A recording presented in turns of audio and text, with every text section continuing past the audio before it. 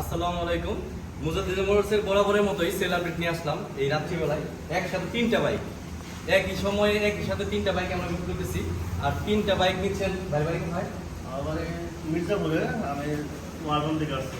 ওয়ালন থেকে আসছেন। আপনি তো আমাদের ভিডিও দেখেন সবসময়। সবসময় দেখি।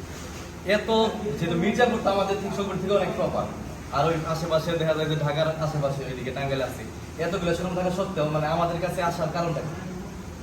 আসলে এইদিকে আসলে ওরা এই জায়গায় তো আমি এর আগেও কয়েকটা গাড়ি নিচ্ছি, কাগজের দিক দিয়ে সব দিক দিয়ে ভালো সমস্যা নেই, চেক না দিলেও চলে।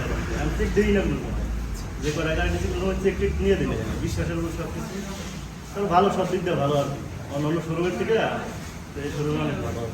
আচ্ছা, মানে সেকেন্ড হ্যান্ড ব্যবসা মানে তো প্রতারণার ব্যবসা। এটার মধ্যে বেশিরভাগ ক্ষেত্রে মানুষ প্রতারণা করে।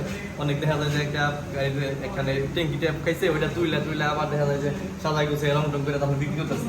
আসলে আমাদের এখানে কোনো সময় এই ধরনের কোনো কিছু দেখছেন? না, ওইরকম কিছু নাই, জেনুইন যা আছে তাই। যারা আপনাদের শুভাকাঙ্ক্ষী ভাই ব্রাদার যারা গাড়ি কিনতে চায় তাদের উদ্দেশ্যে আপনি কি বলতে চান, যে আমাদের এখানে আসলে কি অন্য জায়গা থেকে আসলে কি ভালো হবে?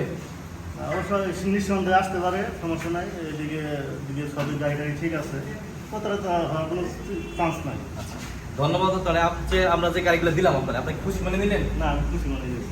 আচ্ছা, আপনার কোনো অভিযোগ আছে আমাদের দোকানে? না, আমার কোনো অভিযোগ নেই। আর যা যা দিতে চাইছিলাম হেলমেট, গাড়ি কভার, মিষ্টি সব পাইছেন তো? সবই হয়েছে। আচ্ছা ঠিক আছে, ধন্যবাদ। ভালো থাকবেন, সাবধানে বাইক চালাবেন। হ্যাঁ।